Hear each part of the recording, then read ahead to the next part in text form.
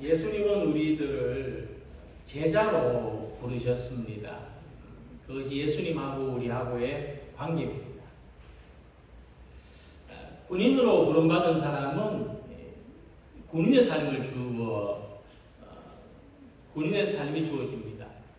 옷도 군복으로 갈아입죠. 그리고 군인의 일과를 따라서 살아갑니다. 바울은 말씀하기를 군인으로 모집한 자를 기쁘게 하려 합니다.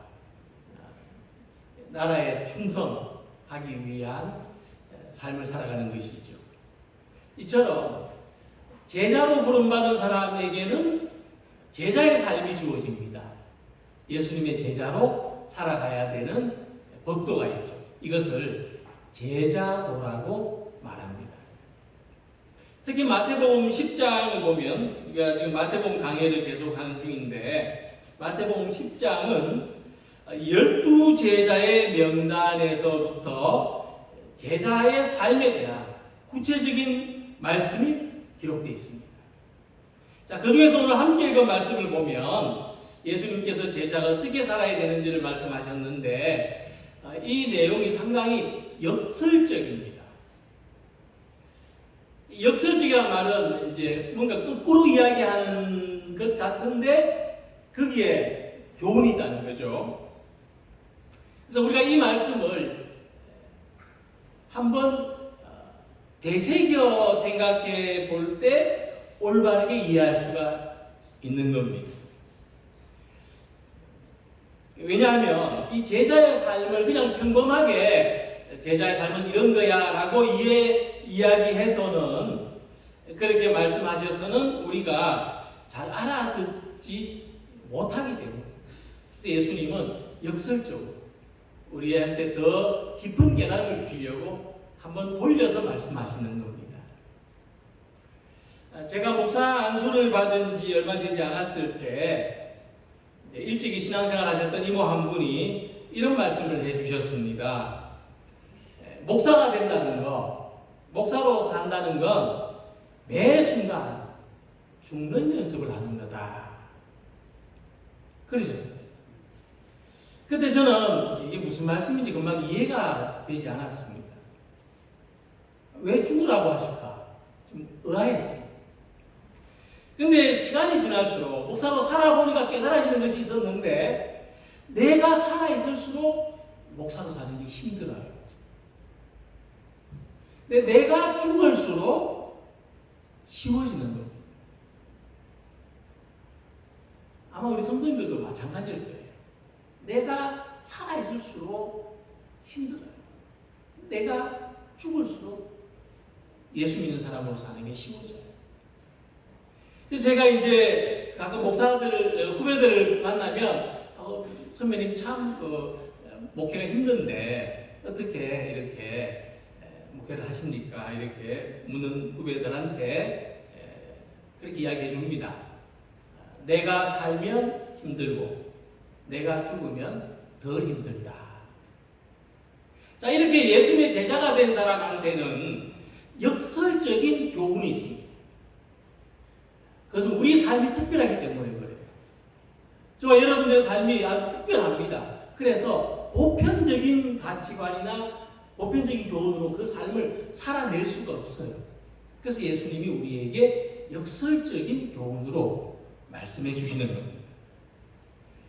그래서 오늘도 예수님은 우리들에게 이 시대 속에서 예수님의 제자로 살아갈 수 있는 길을 가르쳐 주시는데, 우리가 이 문자적으로는 이 본문을 쉽게 이해하기가 어렵지만 이 말씀에 담긴 속뜻을 생각하면서 예수님의 제자로 산다는 것이 이런 것이구나 하는 그런 쉬운 길을 찾을 수 있기를 바랍니다.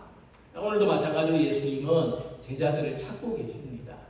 우리를 부르셨지만 또 부르신 가운데 누가 나의 제자로 살아갈 것인가를 찾으셔요. 그래서 예수님의 제자로 살아갈 수 있는 사람은 예수님의 말씀을 들을 때 참 말도 안 된다, 이렇게 어떻게 사나 하는 사람이 아니라 이 뜻을 잘 새기고 받아들이는 사람.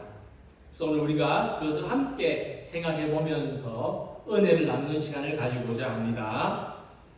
자, 먼저 예수님은 내가 세상에 화평을 주러 온 줄로 생각하지 말라. 화평이 아니라 검을 주러, 칼을 주러 왔다 말씀하십니다.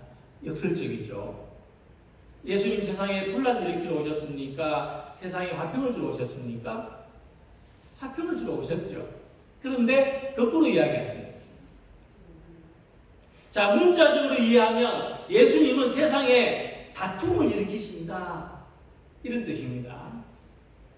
예수님 제자로 살아가는 사람은 이 세상에서 예수님을 믿기 때문에, 예수님의 제자이기 때문에 겪어야 하는 싸움이 있다, 다툼이 있다. 사도 바울은 이것을 선한 싸움이라 그런 표현을 했습니다. 자, 그럼 이때 우리의 역할이 뭐냐? 우리가 하는 역할은 칼을 휘두르는 역할이 아닙니다. 예수님의 제자가 세상 속에서 하는 역할은 칼을 휘두르는 역할이 아니고 오히려 평화를 위해서 다른 사람이 휘두르는 칼에 찔리고 베이는 피해자가 된다는 겁니다. 이것이 기독교가 300년 동안 살아왔던 초대교회 삶의 방식이었습니다. 그 300년의 박해를 받으면서도 그들은 결코 칼로서 칼에 맞서지 않았습니다. 오히려 칼에 찔리고 베이면서 주님을 믿어왔죠. 자, 그래서 예수님의 제자는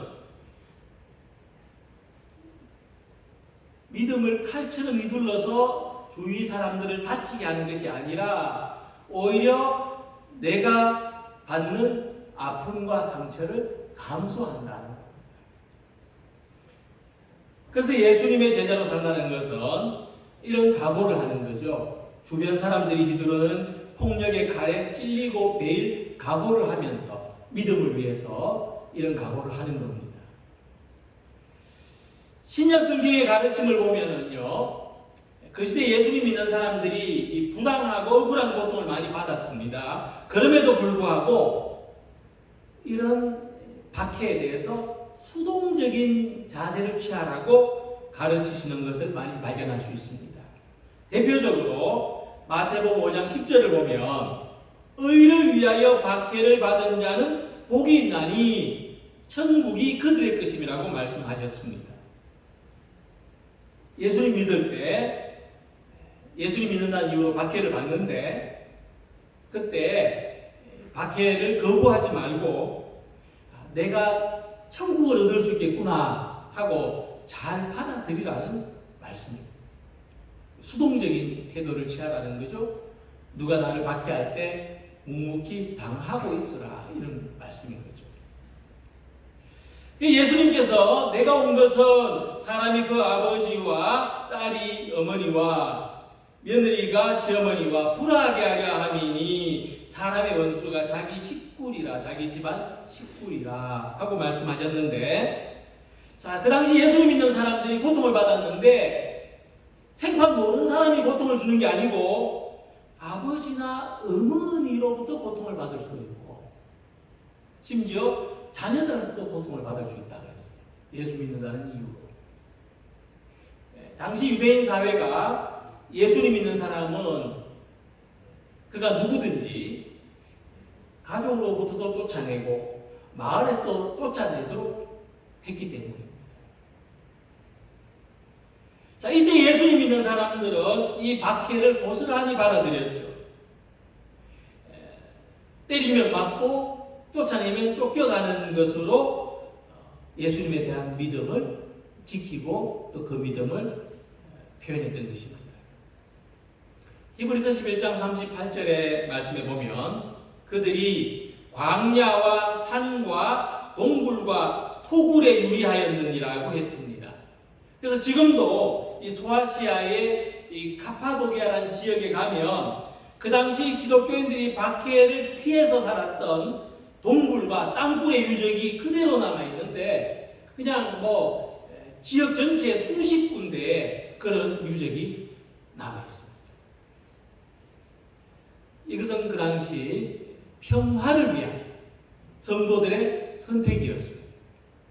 당시 로마는 이 칼로 세상을 정복해서 힘으로 평화를 이루고자 했습니다. 이것을 로마의 평화라고 합니다. 로마의 평화는 칼로 힘으로 때려가지고 꼼짝 못하도록 만드는 평화입니다.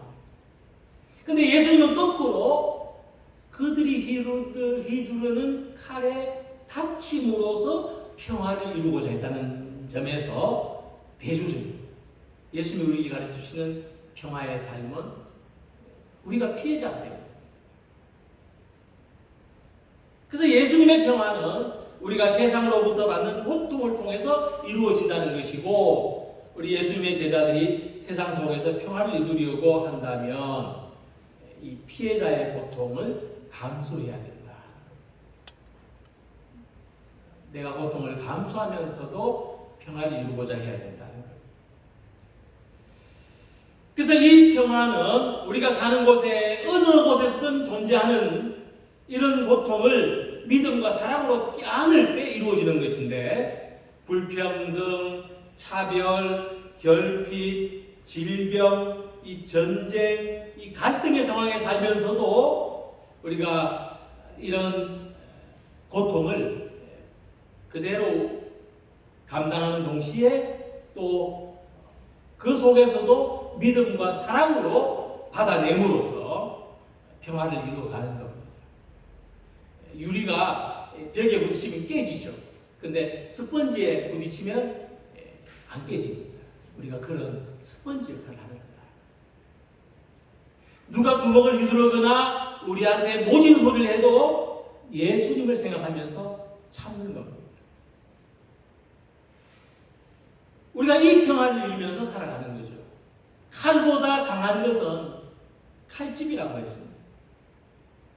그래서 우리가 이 세상이 휘두르는 칼을 용서와 사랑으로 받아낼 수 있는 칼집이 되는, 칼집으로 살아가는 모든 성도들이 되시기를 기원합니다. 그리고 예수님은 또 자기 십자가를 지고 나를 따르지 않는 자도 내게 합당하지 아니하리라 하고 말씀하셨는데, 우리가 영원한 생명을 얻는 길은 자기 십자가를 지는 것이라고 말씀하셨습니다. 이 말은 또 역설입니다. 왜냐하면 십자가를 진다는 건 죽음을 의미하는 건데, 예수님은 십자가를 져야 죽어야 영생에 이룰 수 있다 이렇게 말씀하는 거죠. 그래서 예수님 그 다음 말씀하시기를 자기 목숨을 얻는 자는 잃을 것이요 나를 위하여 자기 목숨을 잃는 자는 얻으리라 하셨습니다.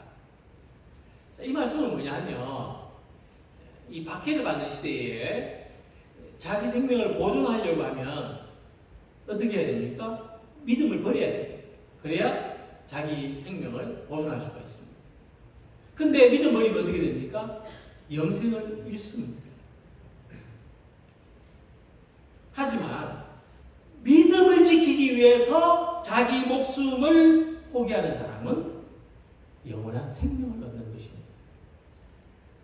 그래서 예수님 믿는 것은 십자가 지는 것과 같은 겁니다. 자기 십자가를 지려는 각오 없이는 예수님을 따를 수 없다. 그렇게 말씀합니다. 물론 오늘날은 박해 시대가 아니지만 그럼에도 불구하고 우리가 예수님을 따르려면 우리가 감당해야 되는 자기 십자가가 우리 각자 나름대로 있는 줄로 믿습니다. 우리가 십자가를 지는 고통 속에서도 신실한 믿음으로 예수님을 따른다면 예수님이 고난을 통해서 영광으로 나아가신 것처럼 우리도 고난 가운데 있지만 마침내 예수님이 받으신 영광으로 나아갈 줄을 믿습니다. 우리 예수님의 제자들은 이런 삶을 추구했던 것이죠. 체코의 한 도시에 가면 카푸친 수도원이라는 곳이 있습니다. 이 수도원은 청빈과 봉사를 실천한 그 성자 프란치스코의 정신을 따르는 공동체입니다. 이 수도원에 아주 특별한 장소가 있는데, 이곳에 생을 마친 그 수도사들을 일단 관에 장사 지냈다가 이쪽 기후로 인해서 자연스럽게 미라가 되면서 이 수도사들을 이 맨 땅에 저렇게 눕혀놓은 무덤입니다. 수도사들의 무덤. 여기는 수도사도 있지만은 귀족들도 있고 그 이 수도원을 또 섬겼던 물질로 봉사로 섬겼던 사람들도 있습니다. 근데 여기서 뭐가 특별하냐 하면 보시면 알겠지만 이들은 죽어서도 십자가를 품에 안고 있습니다. 그래서 약 한 50년 동안, 최소 50년 동안 이렇게 살았던 사람들, 수도자로 살았던 사람들이 가지는 십자가라고 합니다.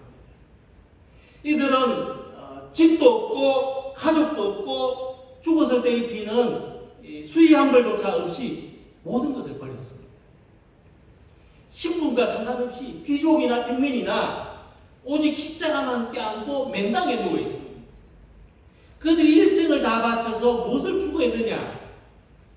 예수님을 따르는 것, 영원한 생명을 얻는 삶을 추구했다는 것을 보여줍니다. 이같이 우리는 죽기까지 예수님의 십자가를 붙들고 살아갈 때 영원한 생명을 소망할 수 있습니다.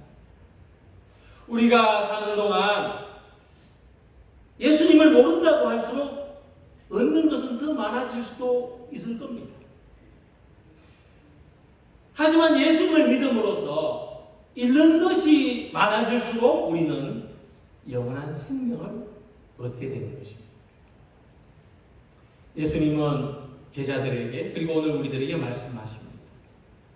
너희가 무엇을 얻으려고 하는가?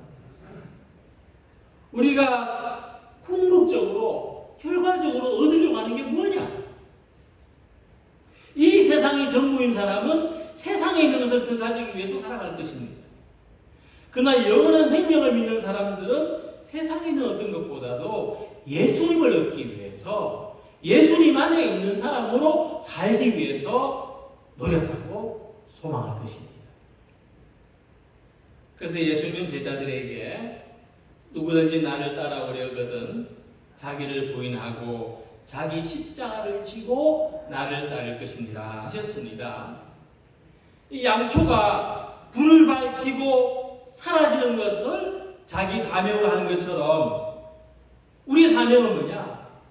내 삶을, 내 시간을, 내 에너지를 소진시켜 가면서 믿음의 빛을 내는 게 우리 사명입니다. 우리는 이와 같은 그리스도인들이 되기를 소망합니다. 사실 우리가 사는 것은 자기를 내줘야 되는 일들이 많습니다. 나를 내줘야만 우리가 살아갈 수 있죠. 가까이 있는 가족한테도, 또 직장에도, 또 어떨 때는 또 낯선 사람한테도, 교회에도 내 시간, 내 재능, 내 힘을 내어주는 겁니다. 근데 그게 내가 소멸하는 게 아니고 오히려 그렇게 해서 내 삶이 유지되는 겁니다. 내 삶이 빛이 나는 겁니다. 우리가 이렇게 사는 것이 옳다고 받아들이는 게 바로 십자가를 지는 겁니다. 내 십자가, 자기 십자가는 뭐냐? 내가 나를 소진시켜서 살지만 그래서 작은 빛이라도 내지만 이렇게 사는 게 옳다. 이렇게 사는 게 맞고 이렇게 사는 게 잘 사는 거다. 받아들이는 게 자기 십자가를 지는 거다. 이렇게 살기 싫어. 내가 왜? 그러는 것은 자기 십자가를 외면하는 거죠. 초는 따라서 없어지지만 빛을 내는 것처럼 나는 사라져가지만 내 믿음은 남겨지고 이어지는 겁니다. 이러한 삶이 영원한 생명으로까지 이어지기를 소망하는 우리 모두가 되시기를 기원합니다. 그리고 예수님께서는 누구든지 제자의 이름으로 이 작은 자 중 하나에게 냉수 한 그릇이라도 주는 자는 내가 진실로 이르노니 그 사람이 결단코 상을 잃지 아니하리라 말씀하십니다. 낯선 사람한테 냉수 한 그릇 주는 거, 이 종교적인 일입니까? 종교적인 일이 아닙니까? 종교적인 말씀이 아니죠. 누구나 그럴 수 있지 않습니까? 꼭 신앙을 가져서가 아니라 누구나 그렇게 할 수 있습니다. 그리고 하나님으로부터 받는 상급은 크고 거창한 일이 아닙니다. 물 한 그릇 줘도 상 받는다는 말씀. 물 한 그릇 줘도 상 받는다. 그래서 예수님의 가르침 중에서 아주 특별한 게 있는데 뭐냐면, 우리가 하나님으로부터 상을 받을 때 종교적인 행위로 받는 게 아니고 선한 삶으로 받는다는 겁니다. 예수님 이것을 강조하셨어요. 몇 번이나 말씀하셨어요. 자, 우리가 이런 신앙 고백을 가지고 있습니다. 우리가 아주 전통적인 신앙을 가지고 있는데 뭐냐면, 구원은 예수 믿어서 받는 겁니다. 그렇죠? 상급은 선한 삶으로 받는 거예요. 구원은 예수 믿어서 받고, 상급은 믿음을 실천해서 받는 겁니다. 선한 삶으로 받는 겁니다. 그러니까 종교적인 행위가 필요한 것은 우리 믿음을 위해서 필요하고, 믿음을 위해서 우리는 기도하고 예배하고 금식하고 이렇게 하죠. 선한 삶을 실천하는 것은 우리가 하나님으로부터 복을 받기 위해서 하는 거예요. 그래서 봉사하는 거죠. 그래서 섬기는 거예요. 자, 예수님은 이 상급이 무슨 대단한 일을 해서가 아니라 그냥 무시하고 지나쳐도 될 만한 사람한테 냉수 한 잔, 냉수 한 그릇 주는 것으로 받는다. 이렇게 말씀하셨습니다. 근데 여기에 전제가 있어요. 이 전제가 뭐냐면 제자의 이름으로 하는 말씀입니다. 무슨 말씀이냐면, 우리가 그냥 아무 뜻 없이 또는 착한 마음으로도 이렇게 할 수 있지만은 무엇보다 예수님 믿는 마음, 내가 예수님을 생각하고 그렇게 작은 모습으로도 선한 일을 한다면 하나님은 그것을 기억하시고 특별히 기억하신다. 상을 주신다. 하는 거죠. 그러니까 우리가 별것 아닌 일을 했지만 하나님은 우리의 그 선한 삶이 예수님을 믿는 믿음하고 연결되어 있다면 그것을 귀하게 여기신다는 말씀입니다. 이것은 예수님 믿는 사람들에게 하신 말씀이죠. 네가 나를 믿는다면 선한 일을 한 가지라도 해라. 그러면 하나님이 그것을 기억하시고 복을 주실 거다. 사실 우리한테는 큰 부담이 없는 일일 수도 있어요. 예수님 엄청난 거, 대단한 거 하라는 게 아니고 그냥 물 한 그릇 주는 거 할 수 있지 않느냐. 다만 중요한 것은 뭐냐면 믿음으로 이런 일을 하느냐 아니면 그냥 지나치느냐, 이게 중요하다는 말씀입니다. 어떤 내가 선한 일을 해야 되는 계기에 부딪혔을 때 믿음으로 하느냐 아니면 누가 하겠지 하고 지나치느냐, 이게 중요하다. 그래서 이 작은 자 중 하나에게 라는 이 말씀에서 우리한테 가장 중요한 태도가 뭐냐 하면 다른 사람에 대한 마음가짐입니다. 이 작은 자는 뭐냐면 이 세상에서 정말 대수롭지 않은 존재라는 거죠. 큰 자가 아닙니다. 작은 자, 그냥 흔하게 볼 수 있는 사람 또는 좀 대수롭지 않은 존재. 그러나 우리한테는 어떤 대상이냐 하면 아주 선한 마음을 나타내 보일 수 있는 대상. 우리에게 정말 고객과 같은 그런 대상이라는 말씀이죠. 우리가 평소에 별로 중요하지 않게 생각하거나 귀찮게 생각했던 사람들을 중요하게 생각하는 것이 출발점입니다. 우리한테는 그냥 물 한 그릇이지만 받는 사람한테는 냉수한 그릇입니다. 이 사막의 더위와 갈증을 이길 수 있는 아주 귀한 거죠. 내가 큰 의미를 두지 않았던 작은 행동이 받는 사람한테는 참 큰 은혜가 되는 겁니다. 감사가 되고 감동이 되는 거죠. 그래서 우리가 예수님의 제자로 살아가는데 아주 중요한 환경은 우리 일상입니다. 우리 일터가 될 수도 있고 우리가 여가 시간을 보내는 곳이 될 수도 있고 우리 가정, 우리 교회가 될 수도 있는데 이 매일 반복되는 삶의 현장이 우리한테는 하나님으로부터 복을 받는 장소가 될 수 있고, 매일 반복되는 삶의 현장이 우리한테는 선한 삶을 실천할 수 있는 현장이 될 수 있고, 하나님으로부터 복을 받는 현장이 되는 거죠. 그냥 놓치면 얼마나 아깝습니까? 마치 금광이 있는데 금을 캐지 않고 그냥 지나가는 거와 똑같은 거죠.